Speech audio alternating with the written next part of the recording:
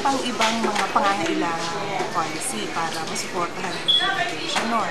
So, may ginagawang mga pag-aaral para makita kung sapat na ba yung existing na mga batas natin o provision ng batas, kung kailangan may mga ibang mga guidelines pa na i-formulate, yun yung pinag-aaralan ng provision. Pakilas nyo pong ma-formulate yung ganun. Ano pong ginagawa? Ang nangyayari nun, since eto, policy lang naman na kumaga, based dun sa pag-aaral na ginawa, nakita na pwedeng sumuporta din sa ibang mga policies natin, nire-recommendo sa DENR para maging isang ganap na batas para maipatupad sa lokal. So, pinapasa po siya sa Congress. Oo. Tapos, after maipasa niyan, ma-approve ng DENR, implementable na siya. Enforceable na. So, kagaya sa solid waste management, ang local government unit ang mag-i-implement ng batas. So, dapat magko-comply ang local government dun sa batas na nagagaling dun sa DNR at sa iba pang mga sangay. Kasi sabi ko nga, maraming mga members yung commission. Actually, ang ginagawa kasi ng komisyon, sumusuporta dun sa pag-i-implement ng batas sa local government. So ngayon, ang focus namin yung pagpapalawak ng recycling program natin. Kasi isang nakikita namin key factor dun sa pag-resolve ng problema natin sa basura, yung intensifying yung recycling. So, may mga programa tayo para ma-encourage natin yung mga tao na makapag-recycle, maibalik yung mga dapat recycle. Ganun din yung mga ibang industry or business sector na tumulong sa programa na yun. Meron din kaming nilalaang panahon para makapagbuo ng programa para dun sa pag-i-intensify din ng solid waste or environmental management sa curriculum dun sa mga schools. So, para magkaroon ng mas malaking awareness yung mga tao sa kabutihan ng pagkakaroon ng mas maayos na pamamahala ng basura or in effect, magkakaroon ng mas maayos na pamamahala sa environment natin, sa natural resources. Kasama na rin dito yung syempre pagpapatupad natin sa mga specific na hinihingi ng batas na ini-encourage yung mga tao na mag-segregate sa bahay, mag-segregate sa mga lugar na kung saan may mga kanya-kanyang activities, no? At mapalawak pa yung programa. Kailangan magkaroon ng participation tayo. Hindi yung palagi binabato na lang natin yung problema. Di ba? Kunwari, meron tayong Metro Aid. Sasabihin natin, o walang gagawin ng mga Metro Aid pag hindi tayo nagpuso ng basura. Hindi ganun dapat ang gawin natin. Dapat meron tayong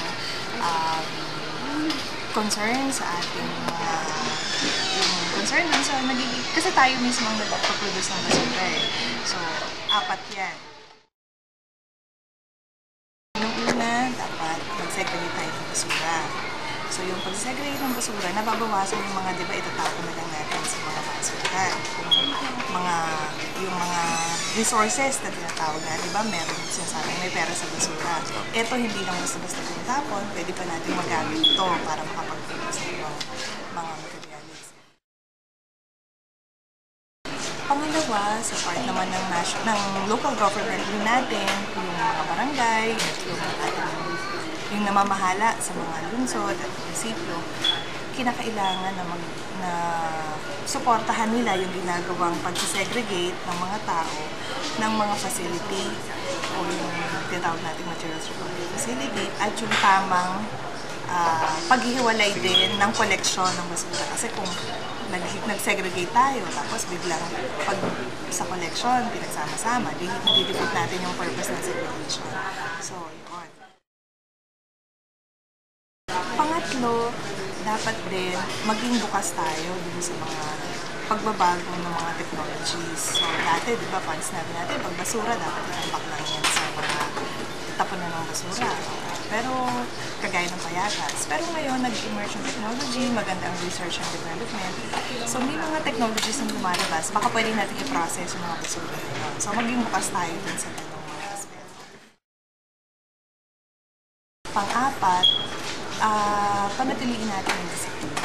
So yung disiplina na yun, makakatulong sa atin, sa pilihan natin, para sabihin natin ang mas maging maayos yung pagkakataon.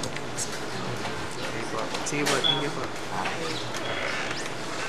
Nadala namin doon sa tambaran is yung mga dahon lang. Pero yung mga plastic, natanggal namin, nilagay namin sa yung hindi nabubulog. Kaya hinihiwalay namin. Ayun, nagsisegregate pala sila kuya.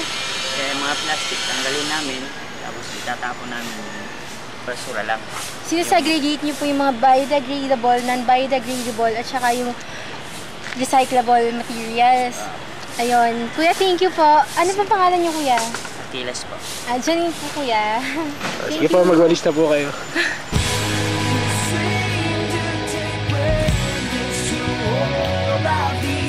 One last kiss for you, one more wish to you.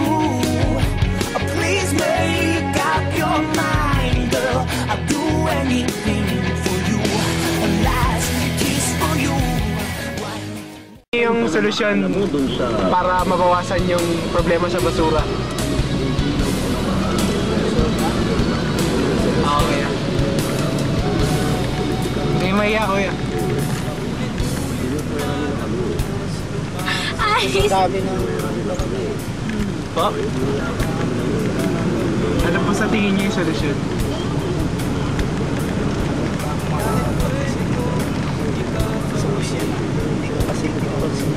Kahit mga simple lang? Mabawasan, parang mabawasan lang. Problema sa basura.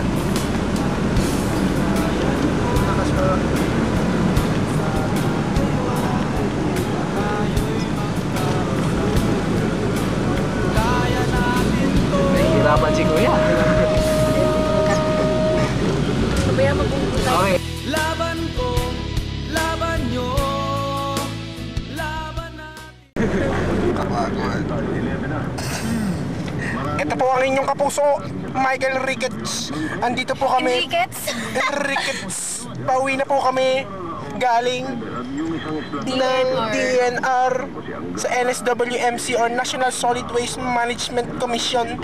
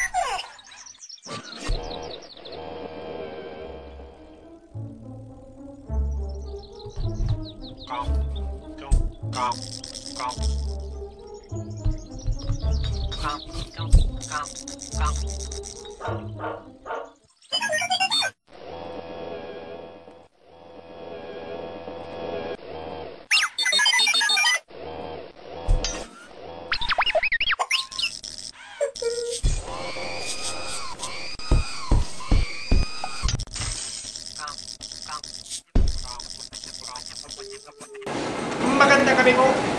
Ito po ginagawa ng ulang. Nandito po kami ngayon sa Dapitan Street. Doon pa magkakalap ng interview. Ito po sa Solid Waste Management. Maraming salamat po. Ano? Magandang gabi po. Maaari po ba namin kayo na okay. Camera. Ano po sa tingin niyo dapat ang solusyon para masolbahan yung problema natin sa basura? Tulad yan. Siya yung bigyan mo. Tapos binigyan ako. Dito po tayo mga kapuso sa Dapitan Street. At in-interview natin si Manong. Ano po sa tingin niyo ang solusyon?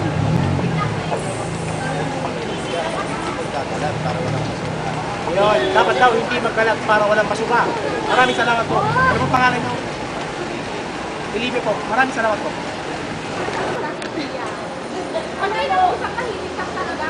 Magandang gabi po.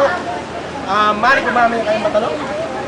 About sa about sa solid waste management. Okay. Ano sa tingin nyo ang dapat na solusyon para maresolbahan ang problema natin sa basura dito? Kasi nakita mo naman, nagkaroon